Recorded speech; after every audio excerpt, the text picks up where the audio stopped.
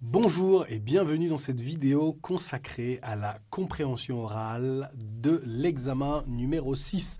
On va corriger ensemble les questions avec quelques petites explications. C'est parti, on se retrouve juste ici. Alors, exercice 1, Hertz loue majoritairement des véhicules électriques. Ça, on ne le sait pas. S'il loue majoritairement des véhicules électriques. Va commander 100 000 véhicules électriques? Non. Parce que là, va commander, c'est du futur proche. Ils vont commander. Et là, ils ont commandé. Là, c'est du passé composé. Ils ont déjà commandé. Ils ne vont pas commander. A changé de patron. Très bien. Parce que le patron, le chef, là, il a quitté ses fonctions. Question numéro 2. L'avantage des thermiques. Quand on dit des thermiques, ce sont les véhicules thermiques qui fonctionnent avec de l'essence ou du gasoil. Okay. Le prix. C'est quoi? C'est le prix? Non, ça ce n'est pas dit. C'est la réparabilité. Très bien, c'est moins cher à réparer. Okay, c'est moins cher à réparer qu'un véhicule électrique. Et c'est l'empreinte écologique. Non, un véhicule électrique pollue moins qu'un véhicule thermique. Bon, ce n'est pas dit, mais c'est pas dit non plus que le véhicule thermique est avantageux au niveau de l'empreinte écologique. Question numéro 3. Pendant 2 ou 3 ans, on achetait beaucoup de véhicules électriques. Un engouement pendant 2 ou 3 ans. Donc un engouement, c'est une mode, c'est une hausse, quelque chose qui se fait vraiment beaucoup. Qui a baissé le prix de ces véhicules? Volkswagen. Okay, ils ont fait des rabais considérables. Ici, il faut vraiment comprendre le mot rabais qui signifie une baisse de prix. Okay. Volkswagen a fait des rabais considérables. En Europe, les véhicules thermiques seront interdits en 2035. Okay. Interdits à la vente. Interdit à la vente, ça ne veut pas dire être interdit à la circulation. Et quand on dit seront interdits en 2035, c'est-à-dire qu'ils seront interdits à la vente, à la circulation. Ils seront interdits. Okay. C'est faux.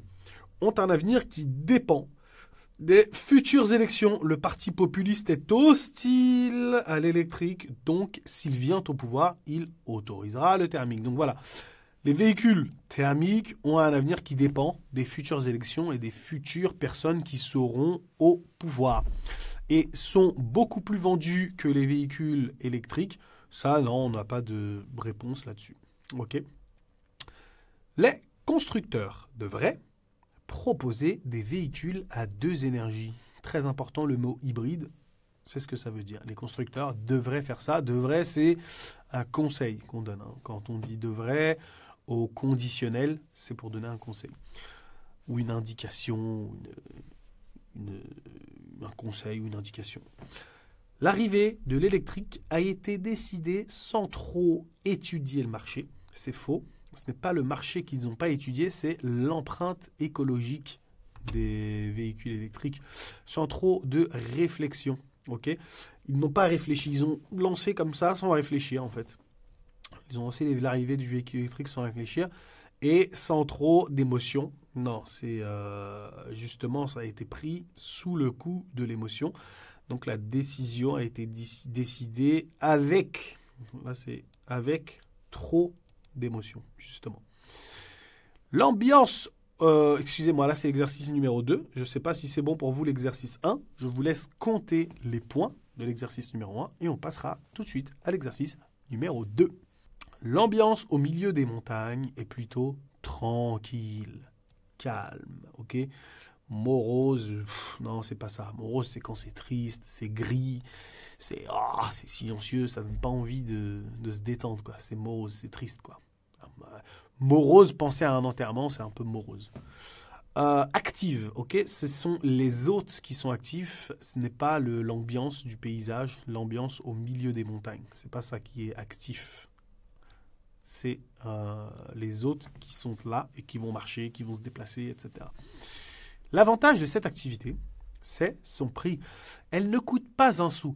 Ne pas coûter un sou, ça veut dire coûter vraiment peu cher. C'est une expression française. Ça coûte vraiment peu d'argent, mais vraiment un tout petit peu d'argent. C'est la randonnée, marcher dans les montagnes. Elle ne dure que 120 minutes. C'est faux. Elle dure 180 minutes. Pourquoi? Parce qu'elle dure 3 heures. Qu'elle peut se faire en famille? Non, on ne dit pas ça. Hein. Ou peut-être qu'elle peut se faire en famille. Bon, 3 heures en famille, c'est beaucoup. Mais ce sont tous des amis. C'est ce qu'on dit dans l'audio. Okay, si on avait dit, ah, ce sont des familles, peut-être. Mais là, on dit que ce sont des amis. Donc voilà. Et je ne sais pas si vous regardez aussi les vidéos, vous voyez un peu que ce sont des amis.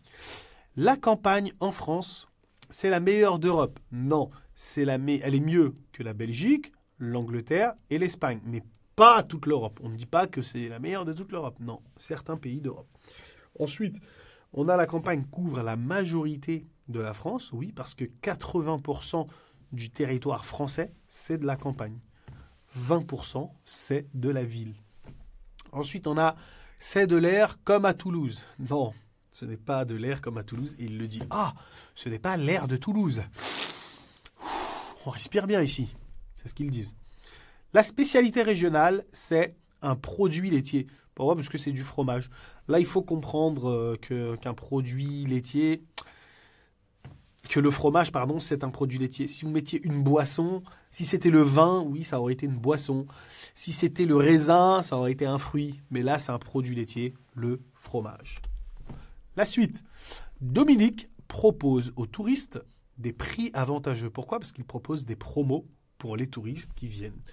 Il ne propose pas de dégustation. Il propose des explications sur la manière de déguster ces produits.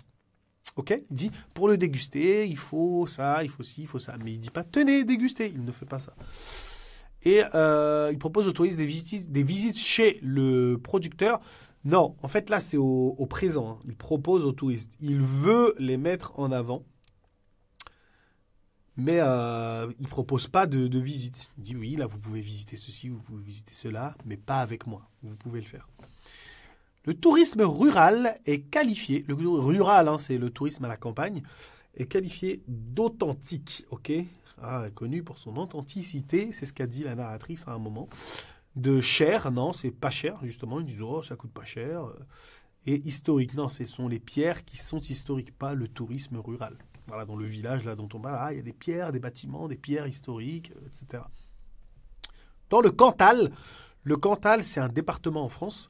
Le tourisme représente la majorité du produit intérieur brut, du PIB. Non, c'est 15%. 15%, ce n'est pas une majorité.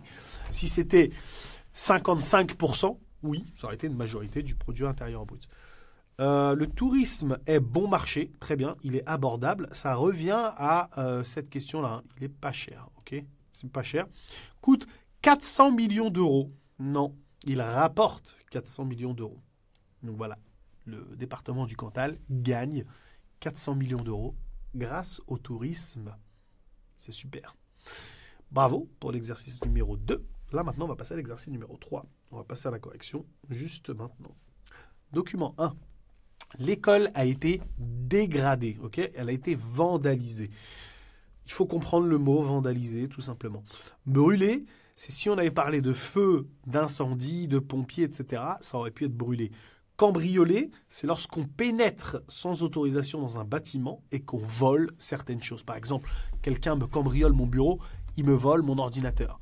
Quelqu'un me cambriole, il me vole ma souris, il me vole mon bonnet, bref. Cambrioler, c'est ça. Et là, ils n'ont rien volé, ils ont juste tout cassé dans l'école. C'est n'importe quoi. Cet événement s'est passé pendant les vacances. Pourra rouvrir ses portes à la rentrée. Pourquoi cet événement s'est passé pendant les vacances? Là, en fait, il faut bien comprendre le document, c'est important. Ok? Là, on a le narrateur, en fait, qui dit « L'école pourra rouvrir ses portes à la rentrée ». La rentrée, qu'est-ce que c'est? La rentrée, c'est le premier jour d'école après les vacances. Ok? Donc, on sait que... ça ne s'est pas passé après la rentrée, parce qu'il dit ça va rouvrir ses portes à la rentrée. On sait que ça ne s'est pas passé pendant les cours, parce qu'il dit elle va rouvrir ses portes après la rentrée. Donc on sait que après la rentrée, enfin à la rentrée, on sait qu'on parle, au moment où on parle, c'est les vacances. Ok? Vous me dites si vous n'avez pas très bien compris ce que je dis, mais la rentrée, c'est le premier jour d'école, donc ça s'est passé pendant les vacances. Document numéro 2. La rue Crémieux est populaire grâce à son aspect. La raison, ses couleurs. La rue Crémieux a de très belles couleurs, c'est pour ça que les gens se prennent en photo là-bas. Le centre commercial copie la rue Crémieux. Ils prennent les mêmes couleurs pour que les gens aillent au centre commercial et se prennent en photo comme ça. Ok ? Document numéro 3. Le contrôle technique est devenu moins cher. Non, il est devenu plus cher. À 52 points de contrôle. Non, 145. C'est adapté à l'évolution des véhicules. D'accord ? Ici, en 30 ans, les véhicules ont évolué et avec elles, les normes de sécurité. Donc, on regarde un peu plus de choses. Donc, ils se sont adaptés à l'évolution des véhicules. Donc, ils regardent un peu plus de choses.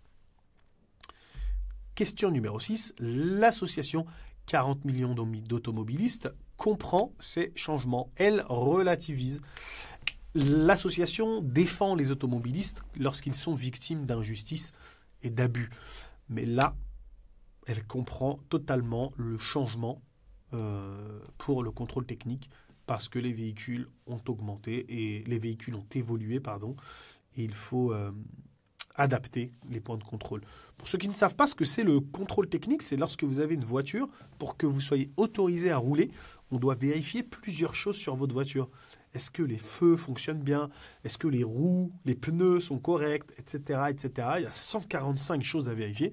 Et une fois que tout est correct, tout est conforme, vous avez un petit papier, c'est le contrôle technique. Vous devez le mettre sur votre pare-brise. Vous savez, la vitre qui est devant votre voiture, là. Et puis, vous pouvez rouler avec. OK ? Donc, voilà pour l'exercice 3. Je te laisse mettre ta note sur le graphique, mettre 5 étoiles sur Amazon. Merci beaucoup pour les 5 étoiles sur Amazon. Et on se dit à très bientôt pour la compréhension écrite. Allez, ciao, à tout à l'heure.